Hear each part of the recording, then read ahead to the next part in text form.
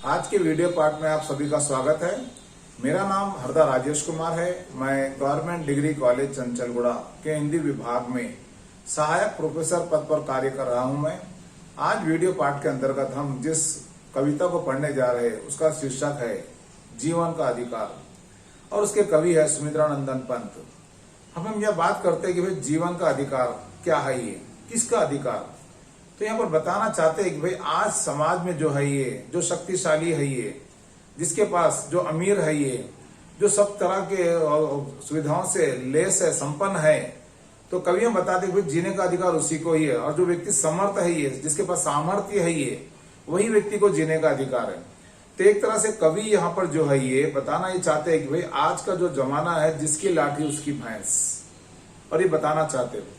परंतु ये भी बताना चाहते हैं कि भाई बेचारा जो कमजोर है, जो बेचारा लाचार है, जो बेबस है, जिसके पास कोई साधन नहीं है, वह व्यक्ति जो है शक्तिशाली संपन्न व्यक्ति के अधीन में रहने के लिए उसको मजबूर किया जाता है। और जब वो मजबूर होता है तो उसका शोषण भी होता है। और इस तरह से यहाँ पर लेखक कवि बताना चाहते हैं कि भाई जीवन का अधिकार सबको समान रूप से मिलना चाहिए। क्योंकि कभी आज हम देखते हैं कि भाई कुछ लोग ऐसे हैं समाज में जो नियम बनाते भी वही, नियम तोड़ते भी वही है, पर वो जब बनाते हैं तो नियम सबके ऊपर लागू करते हैं। और जब उनसे नियमों का उल्लंघन हो जाता है तब वो दूसरों को दोषी ठहराते हैं। तो इस तरह से इस छोटी सी कविता के माध्यम से जो है ये पंत जी ने एक तरह से समाज में यहाँ संदेश देना चाहा है कि भाई देखिए, भाई सभी को जो सामर्थ्य जिसके पास सब कुछ है उसी को जीने का अधिकार नहीं, बल्कि समाज के नियम जो है ये, सिद्धांत जो है ये, जो भी बनते हैं ये सब पर समान रूप से लागू होनी चाहिए। और तभी जो है सबको सुख में दुख में या फिर अमीरी में गरीबी में सबको समान रूप से जो अधिकार दिए गए हमारे पास, उन अधिकारों का उसको प्रयोग करने का उनको सही रूप में उनको अवसर दिया जाना चाहिए। तभी जाकर के जो है हर व्यक्ति को जीवन का अधिकार मिल सकता है, जीवन जीने का अधिकार भी मिल सकता है ये। और एक तरह से हम बता सकते हैं ये भाई फंडामेंटल राइट्स जो हम लोग जिसको कहते हैं हमारे मौलिक अधिकार। तो यहाँ पर देखेंगे कि भाई कुछ लोग ऐसे होते हैं जो मौलिक अधिकार मिलते हैं वो कुछ लोगों तक सीमित रहते हैं ये, परंतु हमारे संविधान के नियम के अनुसार जो है जो भी हमारे मौलिक अधिकार है ये सबके लिए समान है ये। परंतु यहाँ पर कवि इस बात की ओर ध्यान आकर्षित करना चाहते हैं कि भाई कुछ ही ऐसे लोग हैं जो अपने समुदाय के रूप में अपने आप को बना करके जो है अधिकतर जो कमजोर लोग होते हैं उन पर अपना अधिकार जमाने की कोशिश करते हैं। तो इस तरह के जो विचार है यहाँ पर कवि इसलिए कहना चाहते हैं भाई आज का जो है जो शक्तिशाली है उनका बोलबाला है। मतलब क्या, देखिए भाई जिसके पास ताकत है, शक्ति है, सब कुछ है, ये आज उन्हीं की हवा चल रही है। और आज हम देख रहे हैं कि भाई आज में विश्व में भी ऐसे कई देश है ये जो अपने आप को सर्वशक्तिमान मान के चलते हैं, सुपर कंट्री बोल के मान के चलते हैं, सुपर पावर कंट्री मान के चलते हैं। और वैसे जो देश है वो जो कमजोर देश होता है उस पर अपना अधिकार जमा करके रखते हैं और बेचारा उनकी अधीनता को भी स्वीकार करना पड़ता है। तो कहने का मतलब यहाँ पर ये बताना चाहते हैं भाई खाली ये बातें जो है ये देशों की सीमाओं तक नहीं है। मतलब क्या भाई देश विदेश में नहीं, मतलब सामाजिक जीवन में, व्यक्तिगत जीवन में भी ऐसे कई संदर्भ जुड़े हुए होते हैं जिसमें व्यक्ति को जो है जो अधिकार मिलने चाहिए उन अधिकारों से उनको वंचित कर दिया जाता है। और जो मजबूरी में होता है ये उसकी मजबूरी का फायदा उठा करके दूसरे लोग उसको किस तरह से परेशान करते हैं ये, और किस तरह से उनके वश में आकर के उनके परेशानी का शिकार बन के वो किस तरह से शोषित होने के प्रयास के कगार पर खड़ा हो जाता है। तो ऐसी जो कई बातें हैं ये इस कविता के माध्यम से जो है ये पंत जी ने बताने का प्रयास किया। और एक अच्छी बात ये है कि भाई पंत जी जो है ये हम जब देखते कि भाई पंत जी कौन है, अगर यदि प्रश्न उठता है तो हम ये देखते कि भाई हमारे हिंदी साहित्य के इतिहास में आधुनिक काल के अंतर्गत छायावाद के प्रमुख 4 स्तंभ जिसको मानते हम लोग, जिसमें है पंत, प्रसाद, महादेवी, निराला। तो पंत जी जो है छायावाद के सबसे प्रमुख कवि के रूप में आते हैं और छायावाद के आधार स्तंभ कवि के रूप में आते हैं। और पंत जी का जो जन्म हुआ है वहां पर भी ऐसे प्राकृतिक प्रदेश में हुआ ये, प्राकृतिक सौंदर्य प्रदेश में हुआ ये कि वहां पर प्रकृति का प्रभाव इन पर इतना अधिक पड़ा है कि उन्होंने प्रकृति को जो है प्रकृति का मानवीकरण कर दिया उन्होंने। तो हमको ये मजबूर होता है कि भाई क्या सच में पंत जी जो है ये प्रकृति प्रेम के इतने आतुर थे, या प्रकृति प्रेम को उन्होंने इतना बारीकी से, इतना सूक्ष्म तरीके से उन्होंने स्थूल से सूक्ष्म, सूक्ष्म से स्थूल तक किस तरह से उन्होंने वर्णन किया, ये यहाँ बड़ा विचारणीय होता है हमारे लिए। और उन्होंने जो भी अपना साहित्य लिखा है उन्होंने अपने साहित्य का विपुल जो भंडार है वो उन्होंने अपने हिंदी साहित्य को हम भेंट दिए ये। और ये हिंदी साहित्य जो है उनका हर वक्त उनका ऋणी रहेगा। और हम जब यहाँ कविता के बारे में हम जब विस्तार से बात करेंगे तो हमको पहले जो है ये जो कवि है इनके कविता के कवि जो है पंत जी, तो पंत जी के व्यक्तित्व और कृतित्व पर प्रकाश डालना जरूरी हो जाता है। ये क्यों कि जो कवि लिखने वाला जो होता है वो उसके अपने मन के विचार, अपने भावों को, उनके अनुभूतियों को वो कब किस संदर्भ में कैसे किस तरह से व्यक्त करता है। और कभी हम कहते हैं भाई कविता जो है हम बैठ करके लिखने की कोशिश करो नहीं आती है, परंतु कविता कभी कभी जब कवि जो है एकदम एकदम भावानुकूल हो जाता है, एकदम अनुभूत हो जाता है किसी विषय से या संदर्भ से, अचानक उसकी यदि कल्पना शक्ति को वो क्या करता है एकदम साकार रूप में लाने के लिए या सजीव रूप में लाने के लिए वो क्या करता है अपनी लेखनी से उसको साहित्य के रूप में लिख देता है। और ये बात कही जाती है कि वे साहित्य समाज का दर्पण भी होता है। क्यों कि साहित्य समाज का दर्पण इसलिए होता है क्योंकि जो साहित्यकार होता है वो समाज में रहता है और समाज में रह करके समाज की जो सभ्यता संस्कृति जो होती है उससे वो परिचित होता है और उसी को जो है ये अपनी लेखनी के माध्यम से साहित्य के रूप में वो समाज के सामने, पाठक के सामने रखता है। तो इस तरह से हम देखते हैं कि जब हम कविता को विस्तार से पढ़ने की हम जब बात करेंगे उससे पहले हमारे लिए जरूरी हो जाता है कि हम पंत जी के जीवन के व्यक्तित्व और कृतित्व पर प्रकाश डालें, उनके जीवन के बारे में हम विस्तार से देख लें।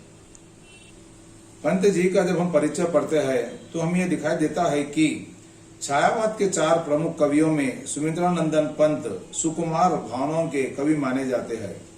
प्राकृतिक सौंदर्य की सुरम्य स्थली अल्मोड़ा के पर्वतीय ग्राम कोसानी में सन 1900 में पंत का जन्म हुआ। उनकी माता का नाम सरस्वती देवी तथा पिता का नाम पंडित गंगादत्त था। जन्म के बाद ही पंत मात्र छाया से वंचित हो गए। उनका आरंभिक जीवन प्रकृति के विशाल प्रांगण में विकसित हुआ। उनकी आरंभिक शिक्षा गांव की पाठशाला तथा गवर्नमेंट हाई स्कूल अल्मोड़ा में हुई। उसके पश्चात काशी में 10वीं कक्षा उत्तीर्ण की। उसके उपरांत वे म्योर सेंट्रल कॉलेज इलाहाबाद में प्रविष्ट हुए, किंतु 1921 के असहयोग आंदोलन में उन्होंने कॉलेज को त्याग दिया। उन्होंने अंग्रेजी का गहन अध्ययन किया था तथा उपनिषद, रामकृष्ण परमहंस, विवेकानंद तथा रामतीर्थ के वेदांत ग्रंथों को भी मनोयोग पूर्वक पढ़ा। पंत रविंद्रनाथ टैगोर, महात्मा गांधी और श्री अरविंद के संपर्क में आए।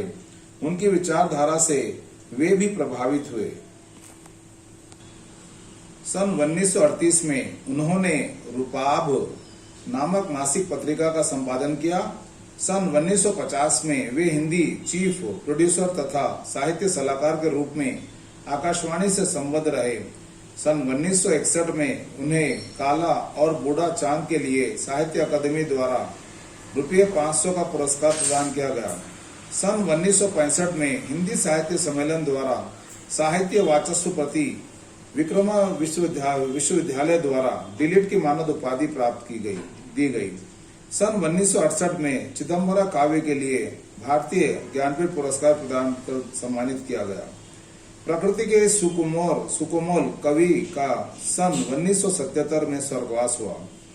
उनकी काव्य रचनाएं इस प्रकार है: वीणा 1918 में, ग्रंथि 1920 में, पल्लव 1926 में, गुंजन 1932 में, युगांत 1936 में, युगवाणी 1939 में, ग्राम्या 1940 में, स्वर्ण किरण 1947 में, स्वर्ण धूलि 1948 में, युगांतर 1948 में, उत्तरा 1949 में, राजस शिखर 1951 में, शिल्पी 1952 में, अतिमा 1955 में, सौवर्ण 1957 में, वाणी 1958 में, काला और बूढ़ा चांद 1959 में, मधुज्वाल, युगपंत, चिदम्बरा, लोकायतन, तेरा पंथ आदि इनकी रचनाएं हैं। ये पंत की कविताओं का मेरुदंड मतलब ये कि भाई उनकी कविताओं का जो मूल जो था, ये जिसको हम बैकबोन कहते हैं, उनकी कल्पना शक्ति रही है। वे कोमल एवं सुकुमार कल्पना के कवि है। उनका काव्य प्रकृति सौंदर्य का विशाल चित्रपट है। इसमें प्रकृति के सुकोमल एवं मधुर रूप सौंदर्य की झांकियां अंकित है। उनके काव्य पर अंग्रेजी के रोमांटिक कवि वर्ड्सवर्थ, शैली, कीट्स, बायरन आदि का प्रभाव दिखाई देता है। प्रकृति के विराट सौंदर्य ने उनके हृदय में एक अज्ञात आकर्षण निर्माण किया है। प्रकृति उनके लिए माता, सखी तथा सहचरी रही है। उन्होंने प्रकृति में मानवीय भावों की छाया का अवलोकन किया। एक रहस्यवादी के रूप में उन्होंने प्रकृति के विविध रूपों में अज्ञात चेतन सत्ता का आभास पाया है। पंत के ग्रंथि आदि काव्य में प्रेम की संयोग तथा वियोगावस्था के मार्मिक चित्र साकार हुए हैं। उन्होंने मानव जीवन में सुख दुख का समन्वय आवश्यक माना है। उन्होंने साम्यवाद के आधार पर वर्गहीन समाज की स्थापना को महत्व दिया। युगवाणी तथा ग्राम्या में गांव के यथार्थ जीवन के चित्र अंकित है। जब हम उनके काव्य पर प्रकाश डालते हैं तो यहाँ पर दिखाई देता है कि अंग्रेजी के रोमांटिक कवि वर्ड्सवर्थ, शैली, कीट्स, बैरन आदि का प्रभाव दर्शित होता है। अर्थात पंत जी पर जो है, जो प्रकृति प्रेमी जो कवि रहे या प्रकृति को जिन्होंने आधार बना करके अपने काव्य को रचना के रूप में प्रस्तुत किया है, उन विदेशी या अंग्रेजी कवियों का प्रभाव भी पंत की कविताओं पर दिखाई देता है। अब यहाँ बात करेंगे कि हाँ, जैसे अल्मोड़ा के प्राकृतिक सौंदर्य का उन्होंने जिस तरह से अपने काव्य में सुंदर ढंग से वर्णन किया, ये तो पंत जी के लिए जो है ये प्रकृति एक तरह से मानो माता के समान रही, सखी के रूप में रही तथा सहचरी रही है।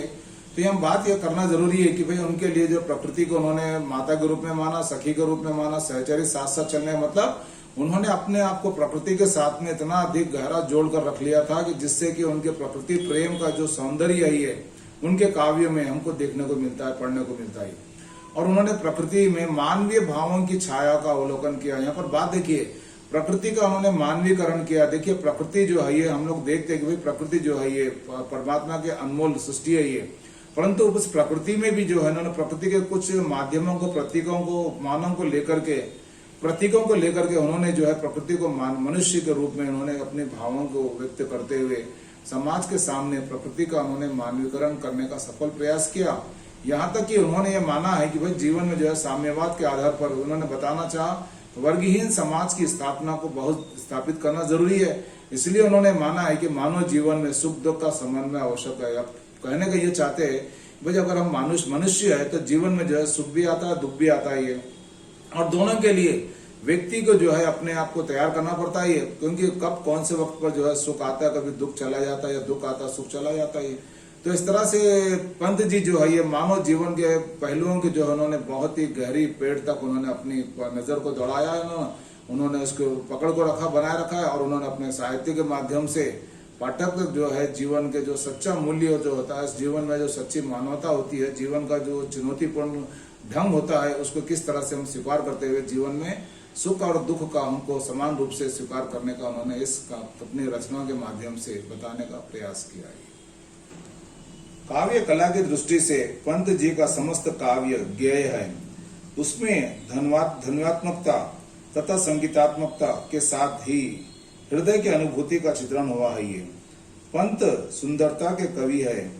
सुंदरम की पृष्ठभूमि पर ही उन्होंने सत्य और शिवम को साकार किया है।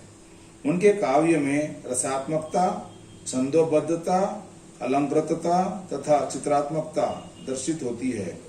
उनका शब्द चयन अपूर्व है। उनकी भाषा संस्कृत गर्भित होते हुए भी कोमल, सरस एवं प्रांजल है। उनका काव्य पल्लव छायावादी काव्य का मैनिफेस्टो माना जाता है। उनका काव्य विकासशील रहा है। कल्पना के शीश महल से निकलकर कवि ने जीवन की यथार्थ भूमि की ओर उन्मुख हुए हैं। मतलब देखिए, जो छायावाद जो था वहां से निकल के ये प्रगतिवादी भावनाओं को, प्रगतिवादी विचारधारा को भी उन्होंने अपने काव्य में अपनाया है।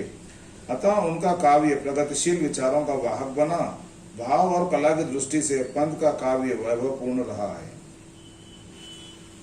प्रस्तुत रचना में पंत कहते हैं कि जो व्यक्ति समर्थ है उसे ही जीवन जीने का वास्तविक अधिकार है। अर्थात कविता की पंक्तियों के माध्यम से पंत जी लिखते हैं कि जो है समर्थ, जो शक्तिमान, जीवन का है अधिकार उसे, समझो लाठी का बैल विश्व, पूजता सभ्य संसार उसे। अर्थात इस पंक्तियों के माध्यम से पंत जी यहाँ कहना चाहते हैं कि आजकल के जीवन में, संसार में शक्तिशाली लोगों की प्रसिद्धि अधिक है या उनका बोलबाला है। शक्तिशाली लोग अपने बल पर दूसरों को अपने अधीन रखने का प्रयत्न करते हैं। और इस संबंध में यह बताना चाहते हैं कि जो लोग शक्तिशाली है उन्हें ही जीवन का अधिकार मिला है, ऐसा वो मानकर चलते ही है। वहाँ दूसरों के जीवन को भी अपने अनुसार चलाने का प्रयत्न करते हैं। यहाँ संसार भी बैल के जैसा है, जब तक लाठी पड़े तब तक चलता है। यहाँ सभ्य संसार भी शक्तिशाली लोगों की पूजा करता है। अर्थात कवि यहाँ कहना चाहते हैं कि मनुष्य भी अब स्वार्थी हो गया है। ये केवल उन लोगों की तरफ ही देखता है जो शक्तिशाली है, जो संपन्न है, या जिनके पास सभी साधन उपलब्ध है, या जिनके पास सब कुछ प्राप्त हो सकता है। अर्थात इन पंक्तियों के माध्यम से पंत जी ने बताने का प्रयास किया है कि जिसकी लाठी उसकी भैंस, अर्थात जिसके पास शक्ति है, सामर्थ्य है, जो अमीर है, वही लोग जो है नियमों का, सिद्धांतों को बनाते हैं, उनका पालन करते हैं, और जो कमजोर है उनको अपने बस में लेकर के उनके साथ चलने के लिए मजबूर करते हैं। तो इस तरह से कवि ने यहाँ पर जो पंक्ति लिखा है यहाँ पर को लाठी का बैल विष, मतलब देखिए अगर आप डर डर के रहेंगे तो डर के जीना पड़ेगा एकदम। तो इसलिए यहाँ पर लेखक एक तरह से संदेश भी देना चाहते हैं कि भाई अगर यदि आप जो है अगर कमजोर बन करके दूसरे के अधीन रहोगे तो तुम अपने अधिकारों से वंचित हो जाओगे। परंतु कुछ ऐसे भी लोग हैं जो शक्तिशाली बन करके जो है, जो कमजोर होता है, लाचार होता है, उसको अपने अधीन में रखने का प्रयास करते हैं। और इस तरह इस संबंध में आगे लिखते हैं पंत जी, दुर्बल का घातक है देव स्वयं। मतलब देखिए जो कमजोर होता है, लाचार होता है, बेबस होता है, वो जब वो कुछ नहीं करता है तो भगवान भी इसकी मदद नहीं करते ये।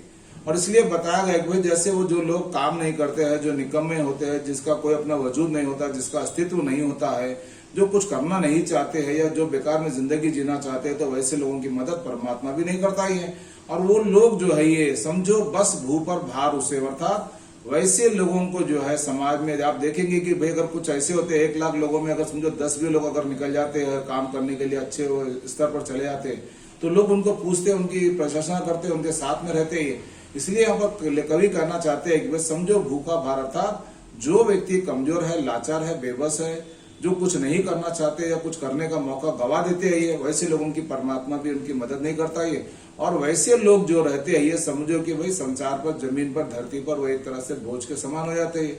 और इसलिए बताया गया कि जैसे को तैसा, अर्थात कवि यहाँ पर बताना चाहते हैं भाई अगर आप जैसा करोगे वैसा पाओगे, मतलब जैसी करनी वैसी भरनी होना, भुगतना पड़ता ही, यही नियम होना ही संसार। उस मतलब देखेंगे कि पंत जी एक तरह से यहाँ पर हमको जीवन की शैली भी बताना चाहते, जीवन का उद्देश्य भी बताना चाहते, और जीवन से हमको जो है रूबरू कराना चाहते कि जीवन में हमें क्या करना चाहिए। क्योंकि विधाता ने जो है संसार के सृष्टि नियम में जो है उन्होंने सबको समान अधिकार दिया, परंतु कुछ लोग ऐसे होते हैं जो अपने स्वार्थ सिद्धि के लिए, अपने स्वार्थ के लिए, जो अपने प्राप्ति के लिए दूसरों को कमजोर बताते और उनको अधिकार में रख करके एक तरह से उनको जो है निकम्मा साबित करके धरती को और बोझ के समान उनको घोषित कर देते हैं। और इसलिए पर आगे कवि हमें बताना चाहते हैं, आज संसार में परिस्थितियां ऐसी आ गई है कि विधाता भी कमजोर की मदद करना नहीं चाहता है। ये आजकल भगवान भी कमजोर के नहीं सुनते, ऐसा बताना चाहते कवि। ऐसा लग रहा है मानो गरीब और कमजोर और मनुष्य धरती पर बोझ मात्र रह गया। कवि यहाँ पर यह भी मानते हैं कि इस संसार में जैसा कर्म होता है वैसा ही परिणाम मिलना चाहिए। यह नियम सभी पर लागू होना चाहिए। अक्सर आप देखते हैं हम समाज में कि कुछ नियम ऐसे होते हैं, कुछ लोगों पर लागू होते, कुछ लोगों को लागू नहीं होते। और जब ये लागू नहीं होते तो समाज में जो है दूरियां बनना आरंभ हो जाती है, और एक अमीर और गरीब की जो दूरियां जो होती है वो अपने आप बनती चले जाती है। इसलिए आगे पंक्तियों में यहाँ पर कवि यहाँ पर कहना चाहते हैं, जो जैसा काम करता है उसे वैसा भी सजा मिलनी चाहिए। अगर यदि आप अच्छा काम करते हैं तो उसके अच्छा परिणाम मिलना चाहिए, उसके पुरस्कार मिलना चाहिए। अगर यदि गलत करते हैं तो उसकी सजा भी मिलनी चाहिए। सजा के द्वारा कमजोर और शक्तिशाली का भेद समाप्त हो जाना चाहिए। अर्थात इन पंक्तियों के माध्यम से कवि यहाँ कहना चाहते हैं कि अगर जैसी करनी वैसी भरनी, करनी करे करके पछताए, बीज बोए करेले का आम का मजा कहाँ से आए। तो अर्थात कवि यहाँ कहना चाहते हैं, चाहे अमीर हो, चाहे गरीब हो, चाहे कोई भी हो, जो जैसा काम करता है वो सबके लिए जो नियम है वो समान रूप से होने चाहिए। तभी जाकर के समाज में जो भेदभाव है, जो दूरियां हैं, जो आपस में नाराजगी आई है, उसको दूर करने में हम सफल हो सकते हैं। आगे पंक्तियों में कवि लिखते हैं, है दास परिस्थितियों का नर, रहना उसके अनुसार उसे, जीता है योग्य सदा जग में, दुर्बल ही है आहार उसे। देखेंगे इसमें जीवन की जो सत्यता है और जीवन का जो ढंग है ये, उसकी तरफ इन्होंने ध्यान आकर्षित किया है। ये तो कवि यहाँ पर बताना चाहते हैं कि मनुष्य आज परिस्थितियों का दास बन गया। मतलब हम देखेंगे परिस्थितियां को अगर अच्छी आती है तो ठीक है, तो आदमी जो है परिस्थितियों से अगर यदि परेशान हो जाता है तो उसका दास बन जाता है, गुलाम बनते रहना पड़ता है कभी कभी है। तो परिस्थितियां इंसान को कौन से हालात पर कब कहां पर लाकर छोड़ देती है हम कह नहीं सकते। ये मनुष्य को अपनी परिस्थितियों के अधीन रहकर जीना होगा। मतलब देखेंगे कि भाई हालात अगर चाहे अच्छे हो चाहे बुरे हो कैसे भी हो, परंतु व्यक्ति को जो है समाज में जितने हम लोग रहते हैं ये परिस्थितियों को हमको समझना चाहिए, परिस्थितियों से समझौता भी करना पड़ता है। इसलिए कवि यहाँ पर कहना चाहते हैं कि परिस्थितियों के अधीन रहकर जीना होगा।